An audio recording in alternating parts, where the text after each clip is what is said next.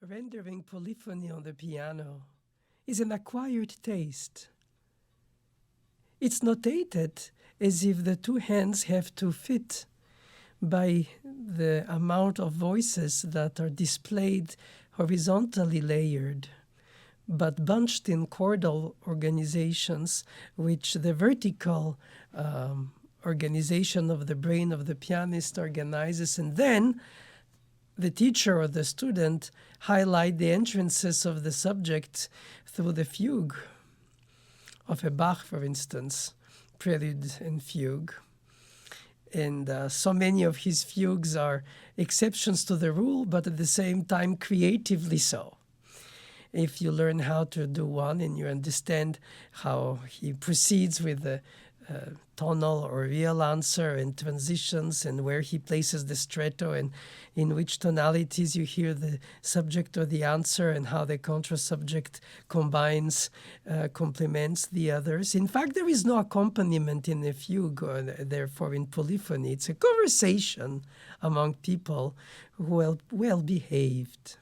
At least in some fugues. In some Beethoven sonata or quartet fugues, it's more the feisty conversation between angry characters with passionate opinions and points of view, which is also aesthetically something very exciting, but differently so.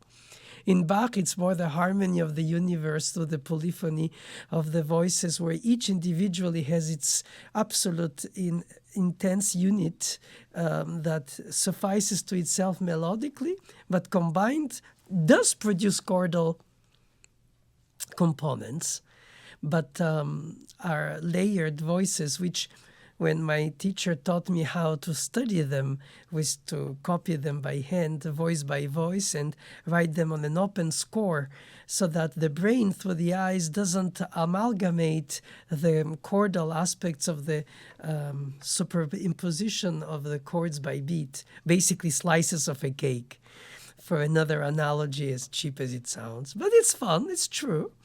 And it's fact that we have to also figure how to play it. We have to finger it, find how to divide the inner voice between the two hands' thumbs. In other words, you don't have three hands for three voices, or etc. Therefore, you divide your thoughts in so many tracks. Whenever you have a quartet playing, each of them is individually involved in their part, and then in this conversation of well-behaved people, there is no accompaniment. There is a dialogue, a quadrilogue, if it's to be four voices, trilogue. And the point of the story is that the piano is an instrument that allows longer decay than the harpsichord. So the readability of the rendering of polyphony for longer voices held without decaying so fast, depending on the tempo generally, with the capacity of doing shadow and lights, which allows through the dynamic range of the forte piano, etymologically the instrument's name, it conveys a better readability of the polyphony for the listener. But not necessarily all listeners can follow the polyphony. It's, as I said earlier, it's an acquired taste. It's not a melody with an accompaniment. It's not a monodic expression of psalming, or, for instance, any tradition of any continent music is usually mono voice. It's melodic. Some are harmonized with different modes and tuning systems. But the Western European Renaissance polyphony of the motets through the voice sang parts and then played on the harpsichord organ that, of course, has no decay of the sound, so it's even more vocal imitation than the harpsichord. But one way or the other, in the polyphony on the harpsichord, the fast notes prevail on the foreground, and on the organ, the long-held notes, because they don't decay, prevail on the foreground.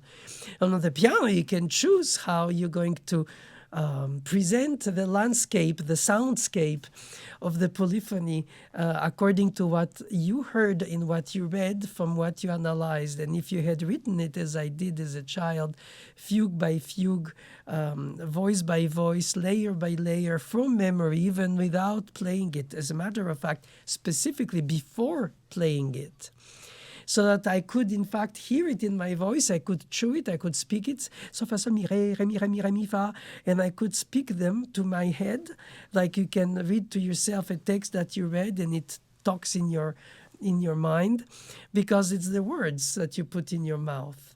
And so the solfège notes in French or Italian, Latin rather, do, re, mi, fa, sol style, it's easier than the C, D, E, F, G, too many vowels, not enough consonants to pronounce quickly the notes. Si, fa, sol, mi, la, sol, la, do, si, la, fa, mi, re, do, si, fa, re, si, la, fa, re, la, sol for the E flat major book 1 fugue, for instance. So to say, yeah, doesn't matter that you can say it, chew it, speak it, hear it, be aware of it, perhaps contextualize it in an imaginary structure that is ephemeral but constructed. And then the combination of the voices are there not as a value, added value to the other voices, but more about contributing to a voice leading where you follow the layers equally. Now, when you render them, you have to make choices on the piano, shadows and lights, because if not, it will be overwhelming. While it is overwhelming as such, because you divide your attention to several tracks or voices or parts. And when you sing in a choir your part, the others are around you. And if you play in a string quartet, you play with other musicians and you combine, especially choir or string quartet, you have the same timbre of instruments. Here it's about dividing the attention and being able to render polyphony on the piano without it to be an apoplexy when people listen to, if you bring out everything all the time, because then it becomes overwhelming. And in fact, reading it is more intense and separate from performing it. Rendering it ultimately leads to choices of fingerings, of voicing, of phrasing, of articulation, of tempo, of organization, of the material that you want to present, the way you hear it, the way you would like to hear it, the way you practice until you find how it corresponds to what you read.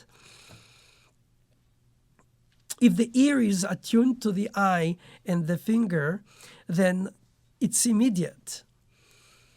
And it's supersonic, so to say. You don't have to define the interval, the pitch, the distance, and then the answer to the subject on the fifth or on the fourth. And then if it is with a contra-subject that needs adjustment for the mutation of the answer, if it's a tonal answer compared to a real answer, which then would need a transition to return to the exposition of the third of the four voices, if there are not more. 5 or 3. Up to 6 for Bach once in his life. But beyond the virtuosity of the polyphony as such, to be appreciated by the listener and to be educated so that the performer brings out all the juice and fruits and essence that are embedded in these voice leadings, which either imitate voice songs or instrumental combinations of trio, quartet. It's always analogies of something else, but by itself, it's pure music, as we call it, the fugue, for instance, or the polyphony by itself.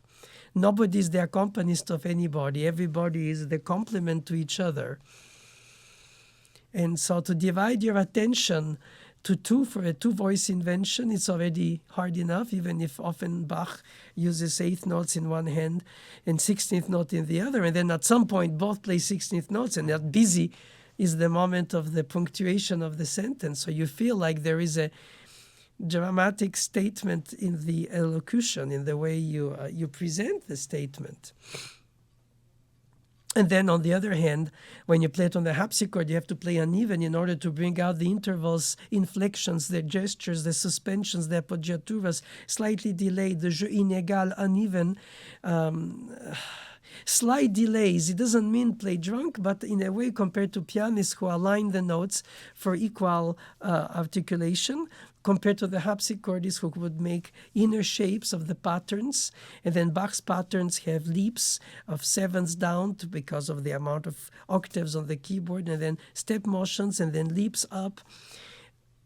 We can take it for a given because it is a fact. It's in the score and we play it. Everybody played it before us. I mean, it's already well digested music in the music world. It's not a discovery. But for each student, discovering how to apprehend, comprehend, and therefore render the polyphony with an understanding, and then therefore an educated choice, a cultivated choice of voicing, bringing out this and that, is a consequence of their understanding of the map of it. Very easily, when children are very gifted and their ear guides them so strongly and their fingers are so astute on the keys, for the pianists, sometimes it's flattering for some people to say, let them play and one day they'll figure out how it's written. And when they grow up, it's like a mother tongue that you take 20 years to speak it by ear, and then you start learning the grammar to read and think and write in that language and organize your thoughts, eventually write theses in that native language of yours. That's a little bit what sometimes pianists are brought to develop quickly their action for the fingers, but not necessarily give them the information of how to approach the text or the page and understand it. Now, of course, one could think that it's better to first develop the mechanical muscular memory, and that allows to win competitions very quickly. Which is true, it's very effective. But the child's brain is incredibly quick at learning so many things. If you learn a foreign language before age 7, it's like native for the accent and everything. And so in the early development, if you teach people how to play, children, a Bach fugue, and you teach them the structure of it, you give them the grammar, so they can have an educated way to play. Of course, you give them the information how they should approach it and what they should bring out, because you give them a template in a way, in an example, but not necessarily tethered to you for their interpretation, because ultimately they will discover what it means to them. And I think it's responsible and respectful, and not necessarily slowing down the process, because if you delay too much the knowledge of grammar in real time of music making, then in early adulthood, you don't learn as fast, and then you don't associate it as much in real time. So for memorization, for awareness of modulation, so where you are in the piece formally, especially if you already reached the recap and in which key and what is the tonalization of the second theme, if there is, etc., etc.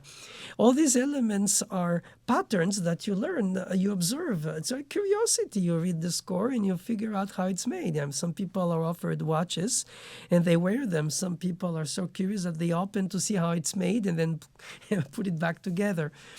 It's not given to everybody to do that, but necessarily at some point when you grow up and you want to go further and break that glass ceiling of piano playing, which in the beginning is involving pitch searches like in string players, or wind control of the breath for singers or wind players, it's basically pushing buttons, so to say. But factually, after this easier approach, you can easily reach that glass ceiling, because you reproduce to please, and then when you start thinking, you could learn then in university and undergraduate, you take classes, but you don't necessarily, in the way it's taught, integrate it in your trade, in your playing. It remains separate from your playing. So you learn theory, and you don't really apply it in real time, like keyboard harmony or contrapoint. in other words, the elemental facts of music that you read in the score, they become patterns that you recognize in your sight reading, in your curiosity about the aesthetics of this style or that style. I find it very responsible to teach very young children prodigies the know-how as well as the why it's like it is, not necessarily philosophically or even very elaborately for the harmonic or tonal or modal or whatever it is, its language structure. But I think that it will help them. It's like harvesting later the garden that the grains were planted in the early days, while you're mainly developing finger agility, which is essential. Without technique, there is no music making. But music making without technique remains a musicology. And technique playing without musicianship is empty virtuosity.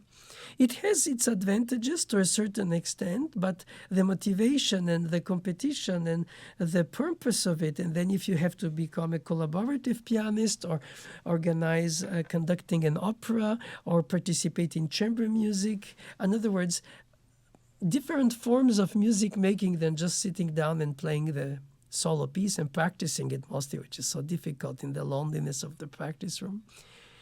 All these things bring me to think that polyphony is an acquired taste, and it can be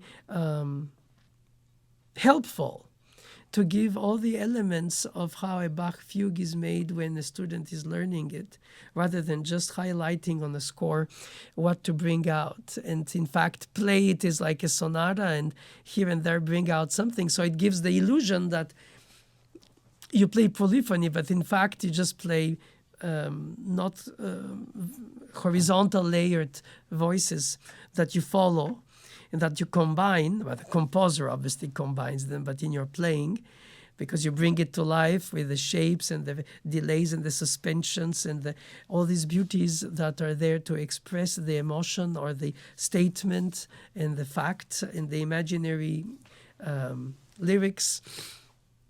If it's sang or if it's very quick and it's very articulated and very virtuosic. I think it's necessary to be responsible enough to not over-educate too early, but not escape for later the grammar of the trade. Because when the two become too separated, then they cannot come together easily, not intuitively, not like exactly like a mother tongue. It becomes an acquired taste, like a second language or third language. You translate the syntax in your head, or you organize your thoughts according to how the expression in this given language of the given statement is meant, not just the meaning, but the syntax that conveys, like in German, the verb at the end of the sentence, in French in the middle. So you can think in one and speak in another, which I often also do, alas, in English, which was not taught to me when I was a child. French was. And so for me, it's an intuitive thing. It's like the clefs. Children are taught the treble clef first, sometimes the bass clef later, when they start the piano very early. And already there is a little difference of the intuitive knowledge of the bass clef. Let less the C third, alto, or C fourth tenor, C second mezzo, and C first soprano clefs, and F third baritone, not be the least.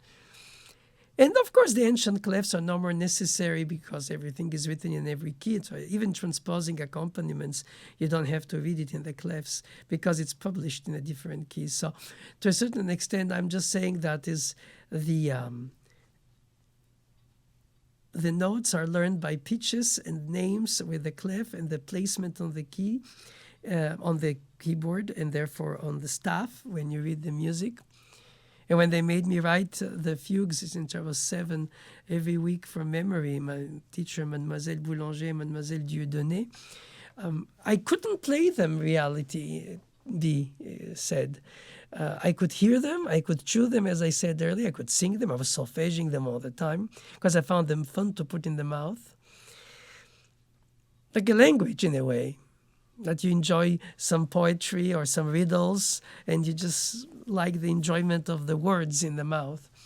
But then you have to play it, and then that comes to another level of awareness. Once you know the layers of the polyphony, you have to find the right fingerings, sliding thumbs, or organizing sharing of voices between the two hands, and following that inner voice like an independent voice, even if it's not played by an independent hand, but a combination of the two hands. I find it fascinating.